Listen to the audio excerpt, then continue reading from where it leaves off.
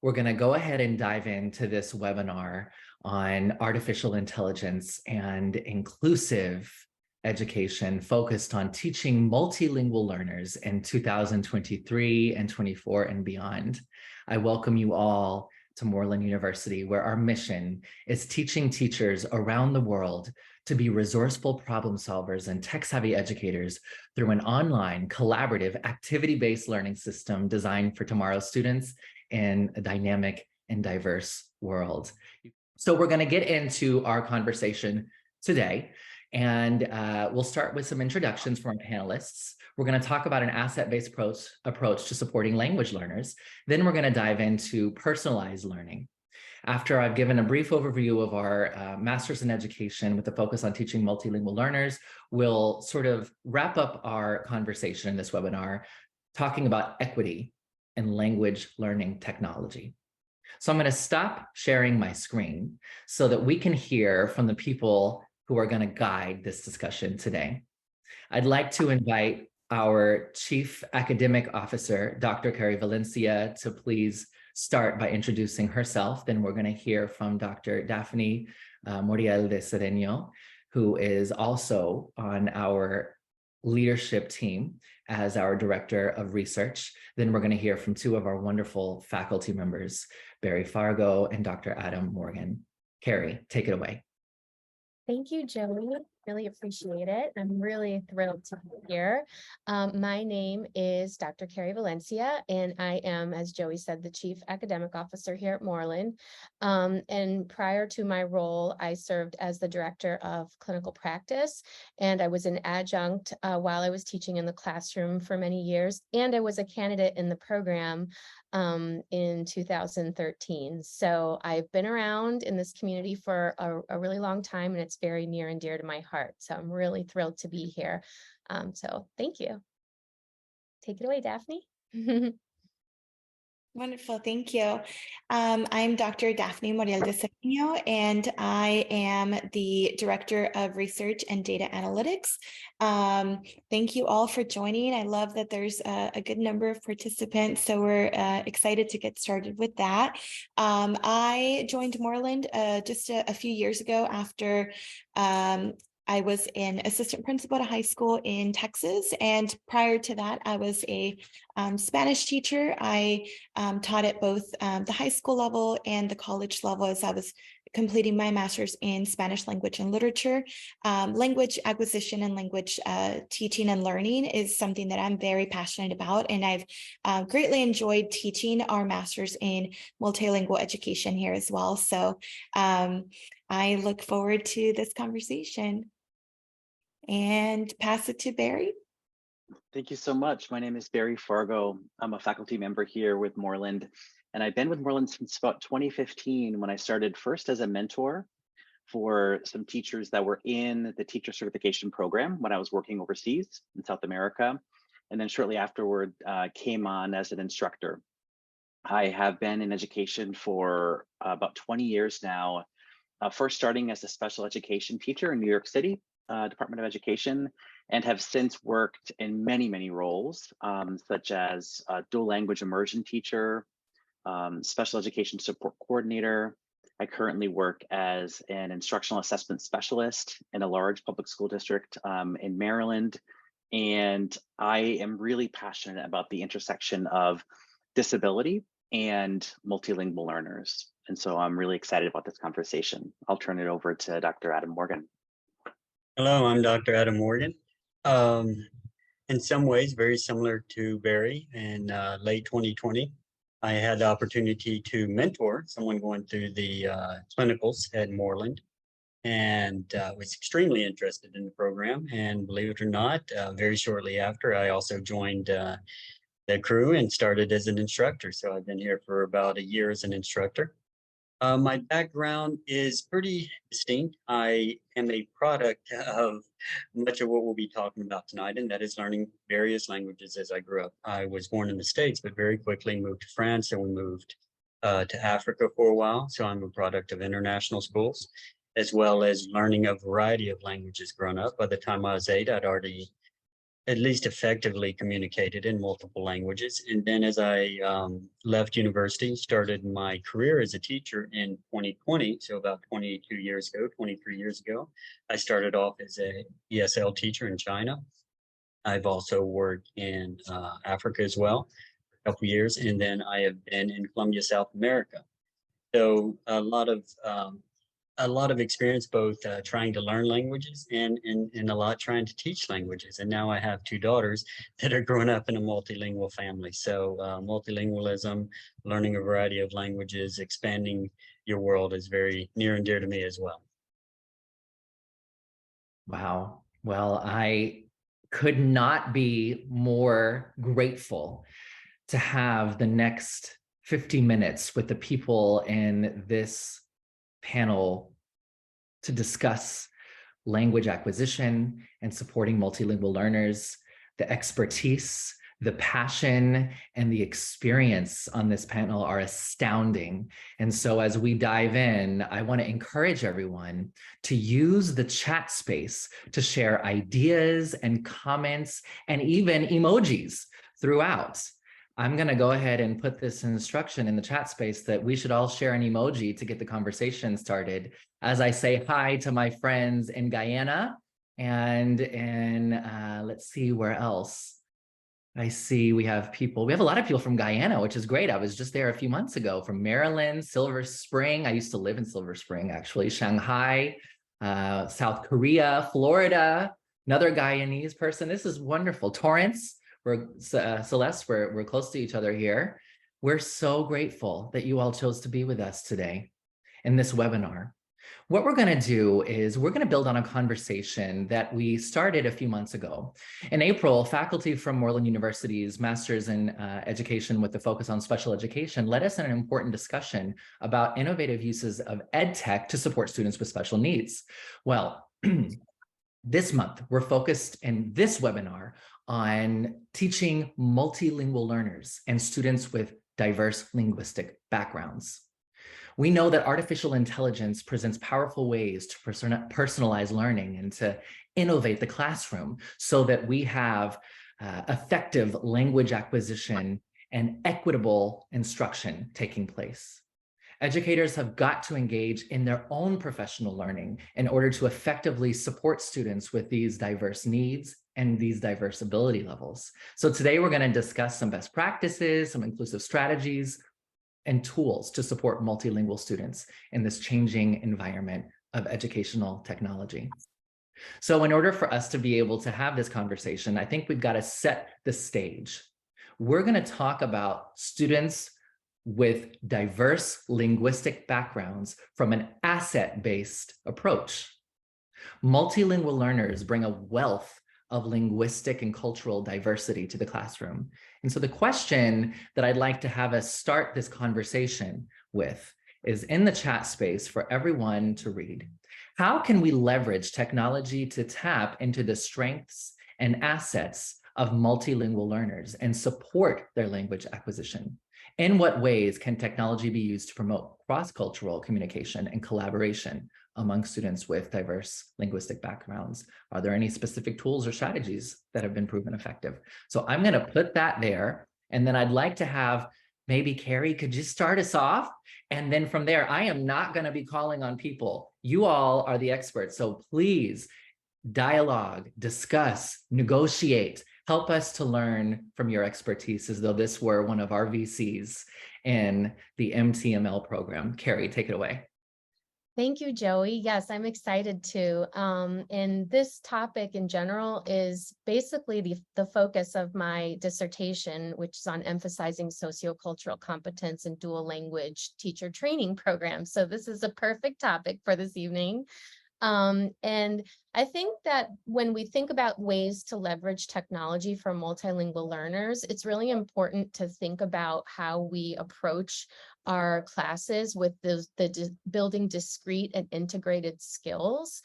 When you think about an asset-based approach, it's one that is really teaching into language domains. So when we teach discrete skills, we want to think about that segregated skill instruction that can focus on one or more of the language domains. And an integrated approach would be more utilizing multiple domains. And when we think about collaboration, language is a tool for communication. That's the point, right? Language is a tool for communication, and using technology to develop the 4+1 domains of language learning, which are speaking, reading, writing, listening, and making metalinguistic connections. It's really important to think about what technology is going to accomplish that in the classroom.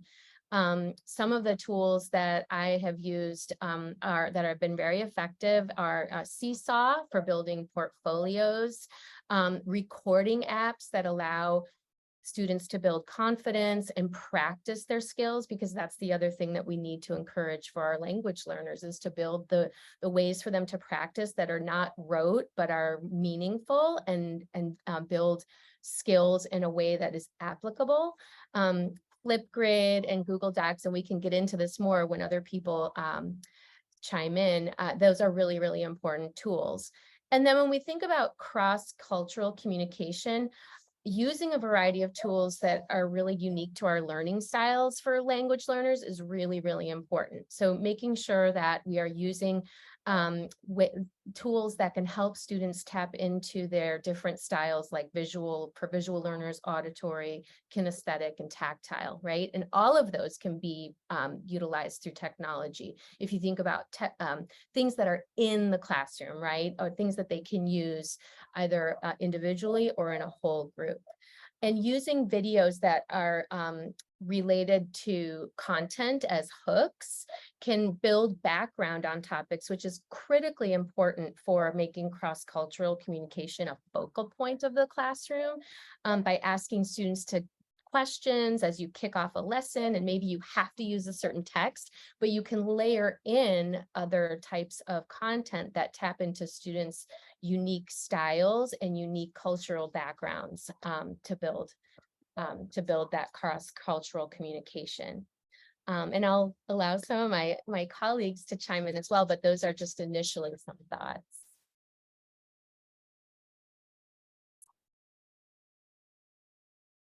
That's so wonderful. Thank you, Kerri, for that. I feel like I was in your classroom, so I love it. I love learning from you. And that's so great. I love that you talk about the discrete skills, the language domains, and so important. Some of my thoughts were maybe more general, but just thinking about different learning apps and different learning platforms. I know that some people have posted those in the chat, and just how that they can really help our students, especially with things like differentiation. That can be something very difficult to do in a language classroom when people come in with just various levels of proficiency. I myself am a language learner still. So Spanish is my first language, and I know that growing up semi-bilingual, and then but really not understanding the language for a long time. A lot of the technology, even back in my day, for my teachers to use to help me was really important. Just being able to listen to things like text on, a book, and listening to it read authentically is really important, just for that listening component. We have a lot of different platforms now that I think are really awesome, that can really help students, even things like Duolingo that help you practice listening and speaking, and have some technology in it integrated that can help improve the speaking and the listening components and the vocabulary, all of that. So those were some of my thoughts. Barry or Adam? Yeah, I'll hop on real quick. I shared a couple of some of my faves in the chat. First, I kind of want to zoom out for a moment and tell everybody that you have to give yourself grace with learning and exploring these tools, right? There's so many tools these days, and a new one pops up just when you figured out how to master one of them, right?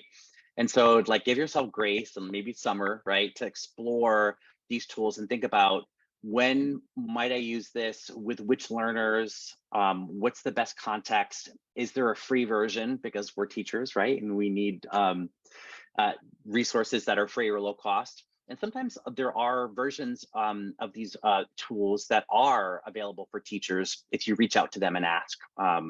But one thing that comes to mind is that all the tools that are out there, I try to think about it and frame it in how can I use whatever tool it might be to either personalize and scaffold for students, right? Given what I know about them, or enhance the learning experience given what I know about them. And so that second part makes me think about student interests. And so I try to think about how I can use their interests and hobbies and likes and dislikes to guide my instructional planning. And so some of that now, even with, for example, ChatGPT, I can say, develop a writing prompt at the B1 level in English on this topic, and it can help me. I may have to still tweak it, but some of those pieces are there to then enhance the learning experience for my learners. And if I could just piggyback on what Barry was talking about there, and I think if anyone's been in any of my module 3, you may have heard me complain about that this quite often, and that is the quality and availability of educational apps, especially isolated educational apps. When you look at gaming, that's out there, huge amounts of money are funding, the quality and of gamers, and education seems to really lag behind in many ways. But I think we're at a crossroads here where we can, as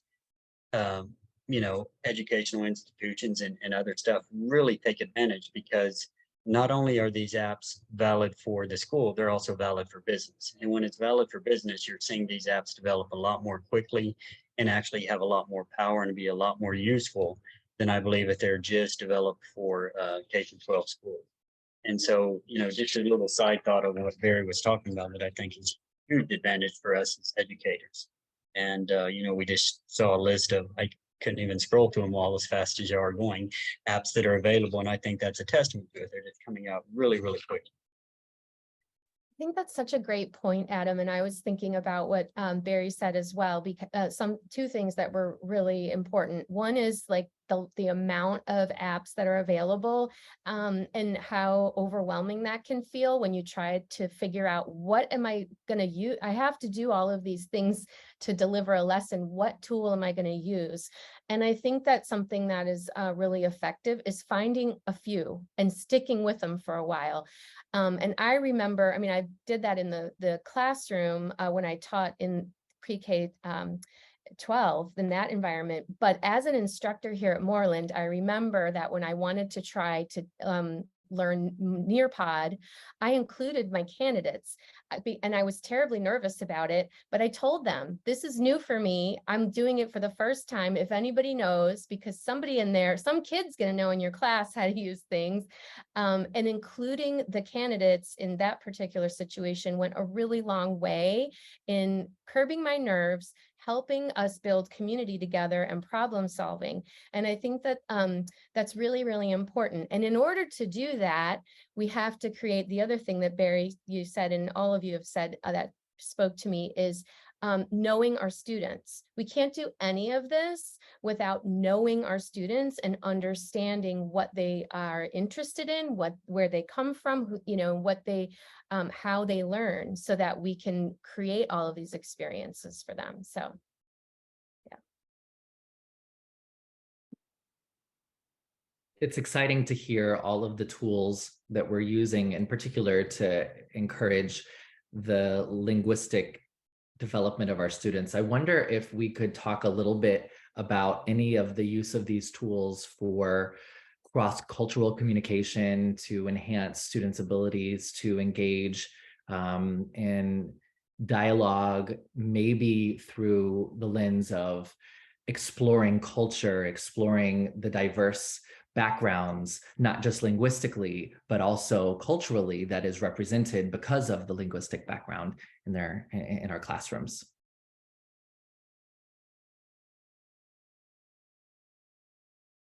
I think if I can use a word from Dr. Valencia from her first introduction to the matter, and that was the word leveraging.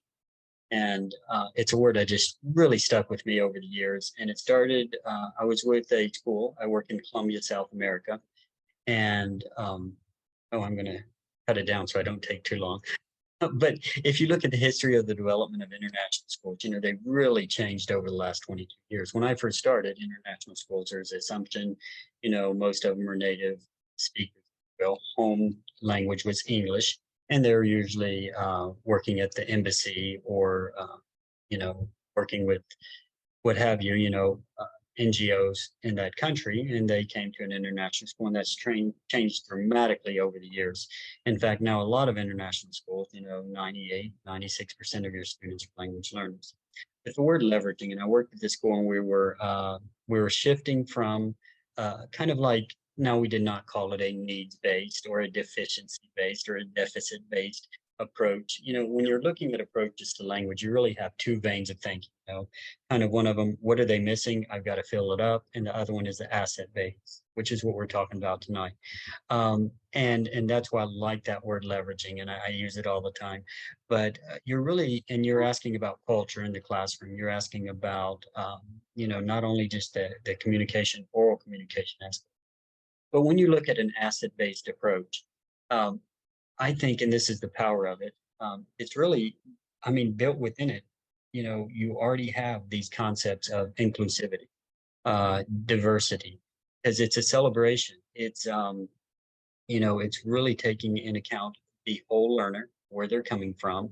You're taking those strengths and then you're applying them to the learning of a new language, and case in point with the school that we were working at, traditionally, we just kind of had them learning both languages. And this is a whole issue we won't get into tonight, but learning both languages simultaneously. But when we switched to kind of an asset base, we really focused on their home language first, teaching them how to read. Yes, it bumped back reading in English another year or two, but we wanted to make sure they mastered those skills. So when you look at this asset base, everything from, let's say your alphabet, you might have words in the variety of languages represented. When you're in your choice of your classroom library, you might have books in these variety of languages, or sometimes in a mix of the two languages. Like in ours, we had just Spanish books, but just English books, but also Spanish English books that had. So yeah, I think when you're looking at an asset based, it's a celebration of the whole person, and you can't disconnect it from inclusive, and including these varieties of cultures as well as diversity. Yes. I love that, Adam. That was so great. Thank you for sharing that. That is like you just went over the very first part of the MTML program that we offer here. And it is exactly about that, right? About making sure that we not only sort of respect that people come from different places, but really celebrate that, which is different. It's not just semantics. It's really about making sure that we celebrate that first language, that home language, make sure that there is a strong foundation in all of those 4 domains, in reading, writing, speaking, and listening, in order to better acquire the systems that need to be formed in our brain to acquire that new language. So that's spot on. I love that. I think one of the things that I've noticed here at Moreland, because we do have a lot of candidates that are international spaces, and sometimes even here in the United States, but being able to find connections from around the world has been really important for our candidates. So I've had many that in their clinical teaching, they reach out to do a project with somebody across the world. Particularly important in language classrooms, where they can write to each other in English or in their language, and kind of talk about what their life is like. Something so simple as pulling up a Google map and kind of going into a city and exploring what it looks like and what it can feel like. That's where kind of virtual reality tools really come in handy. Using other tools, there's one called Conversation Exchange, which is a really great app as well, that is really just focused on having conversations with people from around the world. So things like that can really be helpful to our students as they develop their language. I wanted to add one thing. Oh, I'm sorry. No, you go. Kerri.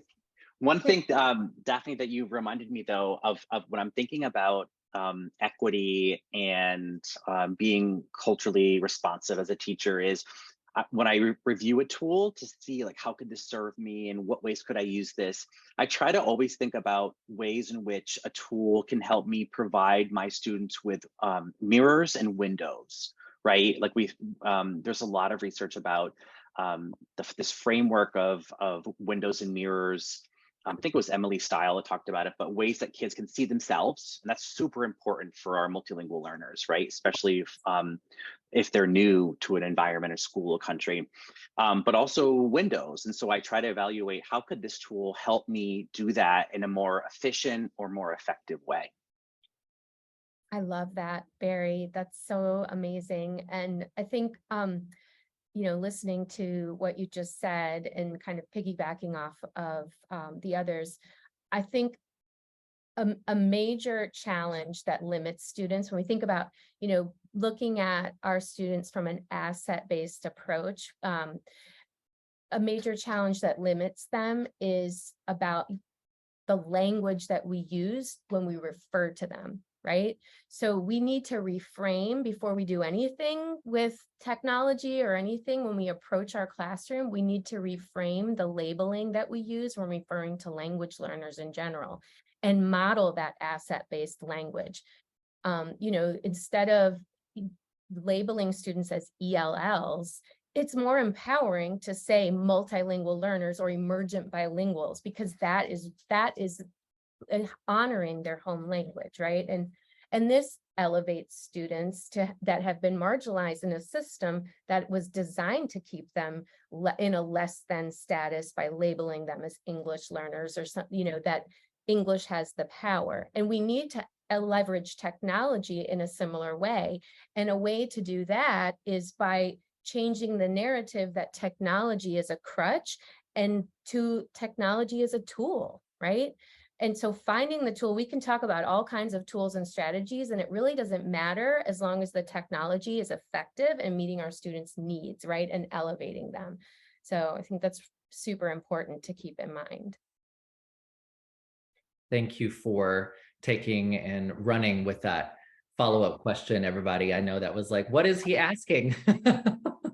Well, I think we are moving now into this conversation around the ways that we can leverage technology in an asset-based approach to empower students. And one of the most important things we can do is personalized and differentiate instruction. So I'd like us to spend a few moments talking about this question. How can educators leverage technology to personalize and differentiate instruction for multilingual learners, considering their diverse linguistic backgrounds and varying proficiency levels? What we've talked about so far is a number of tools that create access. I want us to think a little bit about this process of creating student-centered, differentiated, personalized classrooms with specific tools. And we might want to start thinking also about artificial intelligence and the way that it interacts with this process.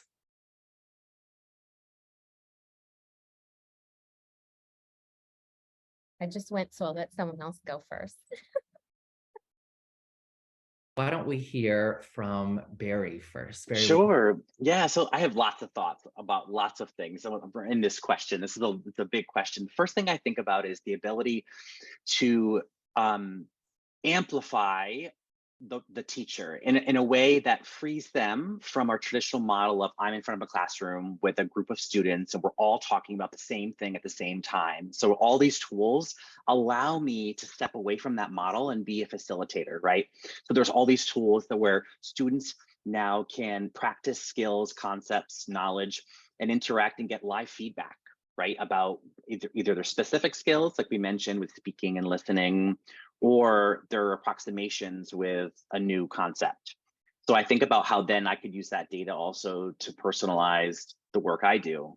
I also think about though how it can transform learning for students though. So instead of, in addition to the traditional model of we're I'm gonna lecture for 40 minutes and there's students in front of me the whole time. Students are now free to learn everywhere, anywhere, anyhow, right? And so that is dramatically different from even 20, 30 years ago.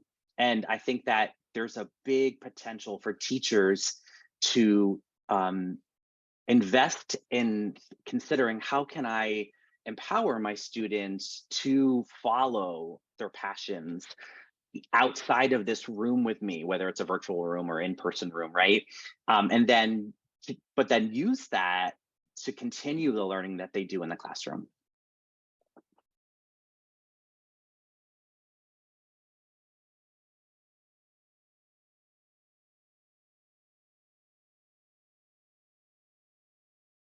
Does anyone remember the excitement of hearing the three-wheeled cart come up the hallway when you knew you were going to get a video?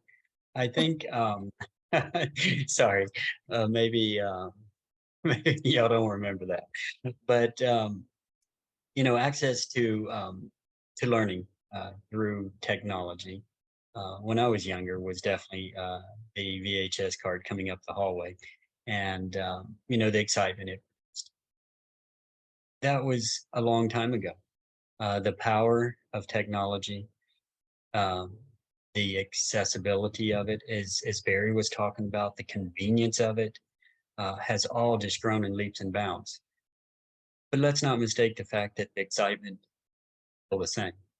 And so, I think, as we're talking about classrooms and we're talking about meeting our students' needs, yes, they have access to a lot of technology, but that's still very exciting to them. When you put on a new program, and as Barry said, it enables you to have different groups of students working at their own level around the room. A lot of it has to do with gamification. I know that. And they're getting their avatars and they're practicing their skills and growing their knowledge and passing levels. But yeah, I think when we look at this, it's and I really like what Dr. Valencia said earlier, about looking at technology, as not just a game, or I don't, what were your exact words, but she was talking about kind of this shift of how we view technology. It's not just a gimmick that we kind of occupy with. These are actually really these are learning opportunities. And back in the day, we had learning centers and they're supposedly self-correcting materials, but it's still just handouts photocopied and some materials, manipulatives in little boxes, and they'd pull them out. But now the power of it's just so much. You can really complement lessons, complement practice. And, especially as AI is growing, some of these programs out there now, even though we don't use them exclusively in schools as such, like Duolingo and Rosetta Stone, if you have access to those, I mean, this is everything from correcting pronunciation and and as I said, I go back to the convenience, but I also go back to something else that is really strong for students, and that is you're in a stress kind of anxiety-free environment where if you mess up, the only person that sees it is the little screen in front of you. So you can try it again. And I think that has been a big change as well. First of all, what Kerri said, just gimmick to kind of occupy time, but it's a real learning tool. So those are just some thoughts that were kind of flowing through my head. I love that, Adam and Barry, talking about like empowering the teacher to be a facilitator. So that is so incredibly powerful and important. And I think another thing that is in terms of AI, and I saw somebody put it in the chat, but it's literally what I was thinking about, ways that different tools can build community and build that communication with community members that are outside of the school, like families and parents, other stakeholders. And that builds a lot of strong ties and allows parents to participate in education where they might have a barrier with a language that doesn't allow them to be a part of their child's education. So I think that's super important to keep in mind. And again, going back to thinking of the technology tools as tools rather than crutches is really important. Yeah. Dr. Daphne, I don't know if you had a thought or. Well, I was going to say the same thing. I love that shift in mindset. I love that you're pointing out these sort of larger concepts, Barry, because it's so true. Like we have to change the way that we see the teachers as sort of we are no longer the gatekeepers, which is a good thing, right? Of this knowledge, like I'm the native speaker and I will impart this on you. But the entire world has all of the knowledge, and it can be held in a tiny device. So go at it. One of the tools that I used in my classroom as a high school educator was similar to Flipgrid, but it was just with puppets, and it allowed them to record small videos where they could kind of change their voices, but it really helped them to just have fun with it, right? And practice over and over again without the intimidating factor of having it be something that needed to be perfect. I also really love the questions in the chat about early childhood education. I don't know much about tools for those kiddos. I don't know if maybe Dr. Valencia, if you have some. For early childhood, well, so yes, I think that thinking about what Dr. Adams said about, being able to have that space to individually do some work with technology, that's really important for little ones who are taking big risks. I mean, for all ages, but my experience is in early childhood. And when I used Seesaw in the language classroom, students could take a risk, and that there's actually a theory behind that, which is called the effective filter. And when you are putting up a wall around learning languages, that is your effective filter rising because you are afraid to take that risk. And so when we give those opportunities to our students to have that space to try and to practice, it not only builds their language skills, but it builds their confidence. And that is going to help them to navigate the language in a more confident way and take more and more risks to build language proficiency. So I think that is super important. I wanted to piggyback really quickly on what you were saying, Kerri. One thing I found too is, and I had to shift my thinking a bit, because I used to think that that tools were an AI tool or not an AI tool, binary thinking, right? And what you might have found, like I have, is that all my favorite tools are incorporating AI elements when it asks, for example, if it can predict what you're going to type next, or if it can. All those components are some of our favorite tools adding in AI. And so just keep in mind that sometimes it's not necessarily a new tool. It might be a tool that you've known for a while, but has new features now. Absolutely. And such a good point. And that kind of goes back to like less is more, finding you don't have to do everything at once. You can find tools and get very proficient in them, and then build in other tools if they work for you, right? So I think that's a really good point. And I think if I can keep adding to that, when you're talking specifically about tools in the pre-K classroom, the early years, we obviously see limitations when we think about young kids in tech. It's like, well, they can't type, they can't read, they can't, we can't fill ourselves with cans. We have to fill ourselves with cans. There are a lot of simple programs out there that use imagery and stuff like that. But I think, and I really want to just go with what Barry said, we can't discount some of the goldie oldies. I mean, when you think about the early years classroom, the importance of rhyme, the importance of song, the importance of, poems and stuff.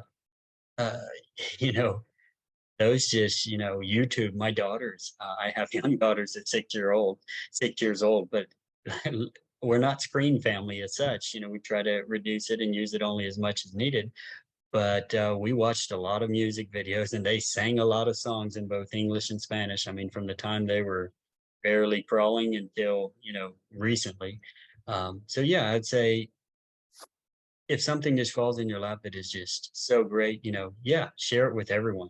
That's how we find out about new stuff. But also, keep in mind the way that these young learners are learning, and you know, some things that have always worked, you know, like rhyme and song. That's hugely important. I think that I sang like all day long when I was a language learner. And Hey, Kerri. yeah, I used to take my kids around the building to sing to other classes and stuff. But thinking about what you said, going back to the idea of discrete versus integrated skills, one quick anecdote, because I know, Joey, we're probably on time, but just something that came to mind was an example, because I like to tell stories. And there was a story about this student that I had in kindergarten who, when I was teaching in a dual language program, and I was teaching in Spanish, and the students went half day English, half day Spanish. And little David was in my class from China and did not know a word of English or Spanish. So he spent a large majority of the day completely terrified and crying on and off all day. But what I found for David was a way to build his skills through technology. And so when they were at centers, I would have him practice skills on an app. And I actually have a little cute little video of it. If you teach in the MTML program and you use any of my slides, you see little David in there, and he even burps at the end. It's really funny. He's 5. And that went a long way in helping to build his skills so he didn't feel lost. So I think, you know, that's an example of using technology as a tool to help him, you know, him in particular learn and grow and feel successful and not terrified of being in school because he didn't understand. I am astounded at the number of ideas and best practices coming out of this conversation. It's just one thing after the other after the other. I would like to offer a couple of concrete ideas for our audience to consider. So we have in the world today these language processing models. One of the most famous out there currently is this one called ChatGPT. And one of the ways that we can use this for our early childhood classrooms is to have ChatGPT create simple stories for us that rhyme, that have a certain syntax. We can have those stories be targeted to specific grade levels. We can integrate specific messages and values that will serve as a first draft for us that we can then edit, personalize, review through our expert lens as educators, and then find ways to creatively use. Number 2, there are all sorts of video editing, artificial intelligence tools that are coming up every single day that make video editing so easy. You put in your video, it will edit it for you. It will create transitions, cut out pauses, create opportunities for you to present students with really engaging material. And as we are developing as a world parameters around safe and ethical use of this technology, I think one day soon we'll be able to provide students with some safe artificial intelligence tools and say to them, what can you do with this? How can you create something incredible?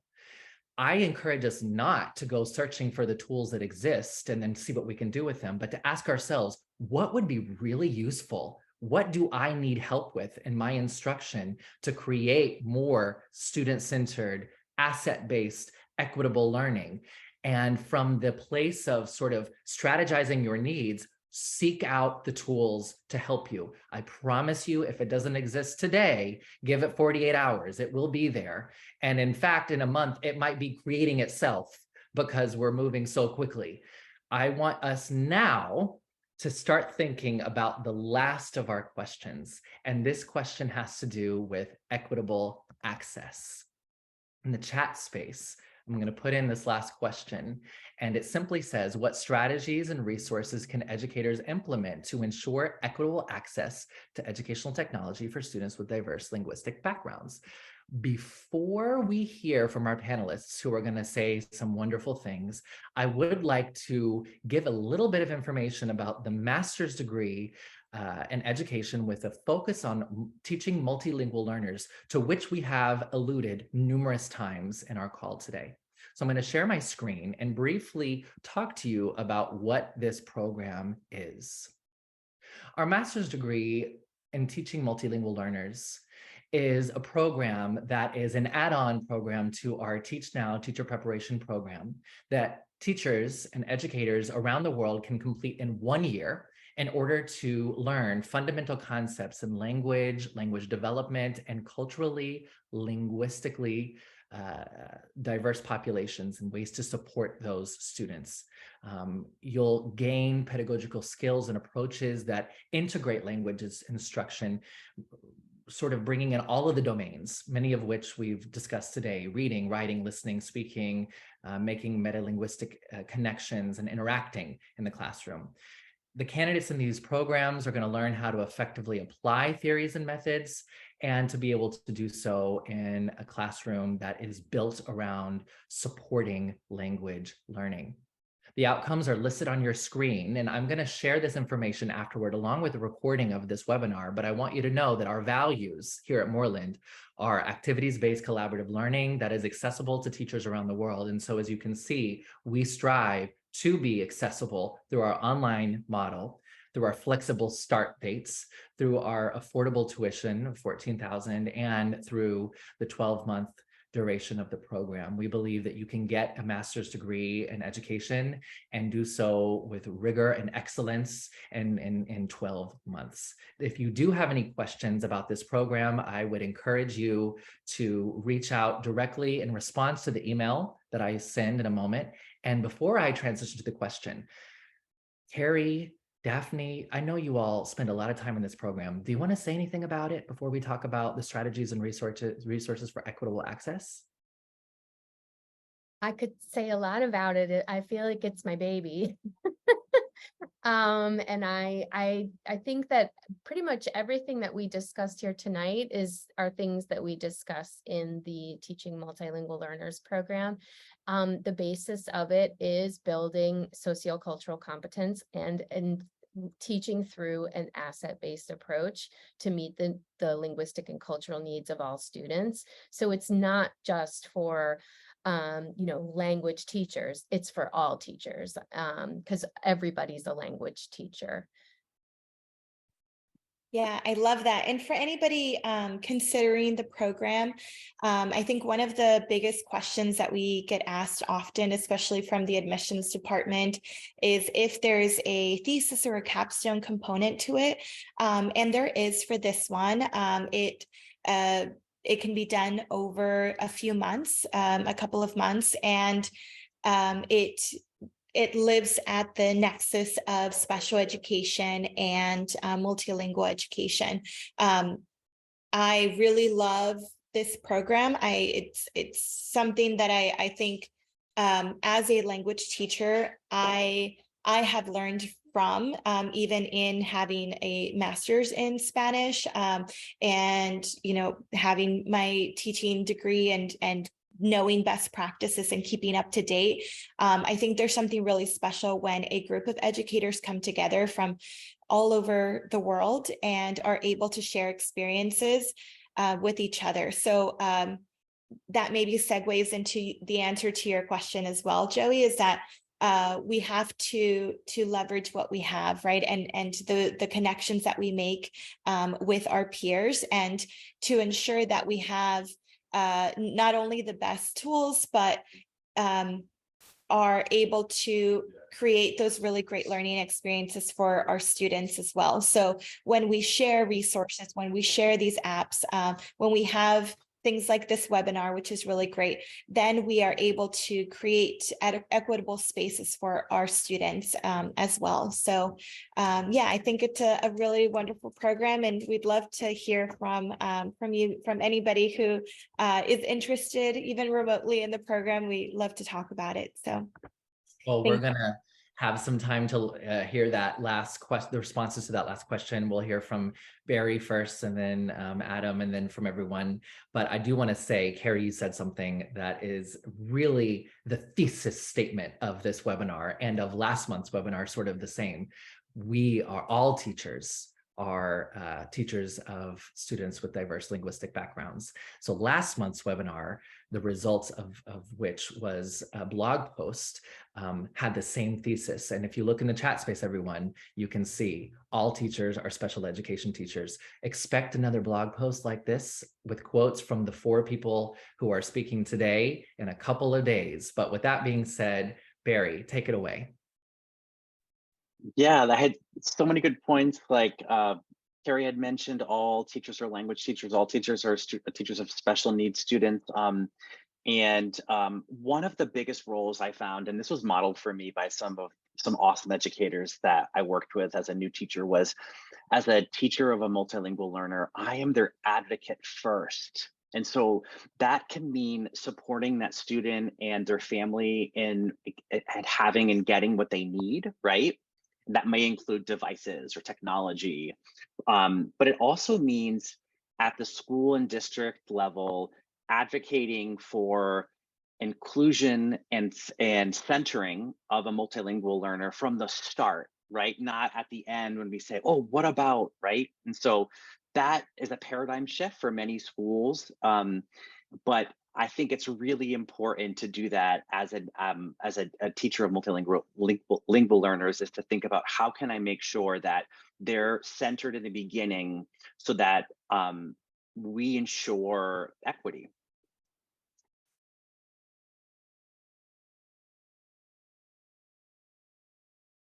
If I heard you, I was next on the list. Before I go there, I'd like to kick out a few numbers just to continue to support what Dr. Valencia and Dr. Daphne were saying, and just kind of put some scope, put some numbers to it. Now these are just estimations, and they are from stat,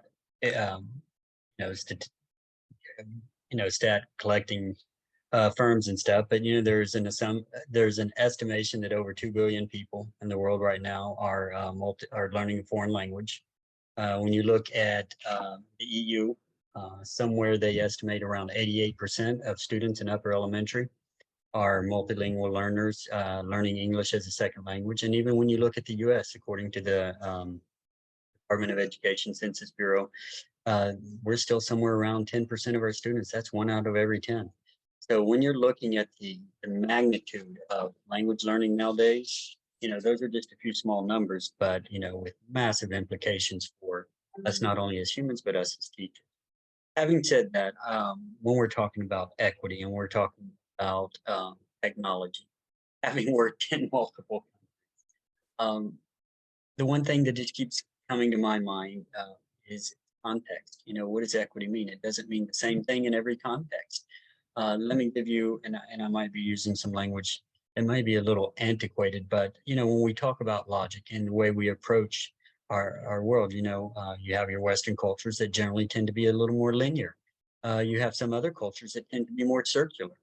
And so when you're looking at your choices, and when we just use the word equity, and we're looking at our choice as a teacher, you have to try to avoid, but you also have to understand that there's going to be some bias in not only the programs we have, like Kerri was talking earlier, just in the way they reference whatever it is, learners, and the way they reference certain people groups in the search engine and the parameters and the algorithms that kick out, what's supposed to come up, but also in just the simple interface. And so that's the one I really want to focus on.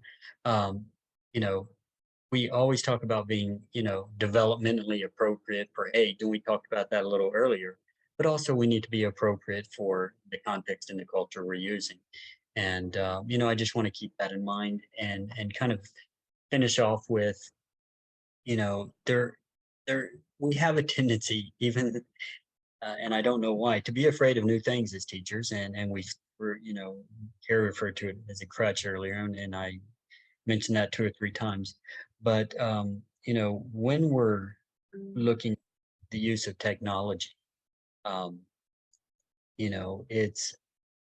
just need to be very sensitive to our learners. And whatever I was going to say that was really important skipped my mind. So I'm just going to have to stop right there. But yeah, context for equity. That's the best. why don't we hear from Daphne, and then Kerri, if you could give us a final word. Well, I love everything that that Adam said, and yeah, I think that we just have to continue to know our students and use some of these tools, try them out, find different ways to engage them, whether it's through an app that is focused on some of those discrete skills, or through gamification, or through creating videos. You know, it's learning should be fun for all ages, right? So just continuing to try new things and not trying to find the perfect thing, because as Joey pointed out, if it doesn't exist today, it will tomorrow, you know, or you will create it, or your students will. So be kind to yourself and to your students, as well as we continue to just find new resources to make environments that are more equitable for our students. I love that. And I think just to kind of, you know, wrap this all up with a big bow, I feel my heart feels so full after having had this conversation. I love what all of you said, but Barry, you talked about, you know, in terms of access, equitable access for students, and that includes technology, right? We are advocates for our students. I think that's really, really important. And we can't assume that our students have the same tools at home. And so I've always found that using what I have in the classroom and advocating for different things that I need, or that students need in the classroom, is a first step. And that's been something that has helped to kind of make me as a teacher feel less overwhelmed with all of the weight of being that advocate and figuring out, where do I start? There's so many needs, right?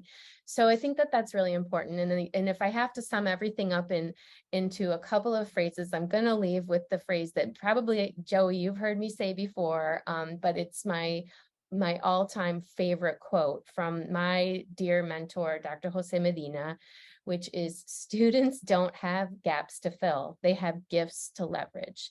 And that is what that's kind of like the compass for me, right? And it's really, really true when we're talking about multilingual learners, when we're talking about an asset-based approach. We don't have to fill students with anything, right? They're not lacking in anything. Our job is to leverage what they have and elevate them from there. And that is an asset-based approach. So. Absolutely. I appreciate that quote. And I'd just like to reinforce this notion that those of you who come and are part of Moreland's Teach Now teacher preparation program, or any of our master's degrees, or even our professional development, are learners. And for us, none of you lack anything. You come to us with skills and talents and passions and backgrounds, and we see it as our task to bring you together to learn with and from one another as you develop into teachers who do the same for your students. So on behalf of Moreland University, of the more than 6,500 graduates, the close to 100 faculty members, and the many administrators and mentors and other community members that make up this wonderful institution, I thank you so much for your time today. I wish you a wonderful rest of the week, and I encourage you to be on the lookout for an email from me with this recording and some additional resources. Take care, everyone. Bye-bye.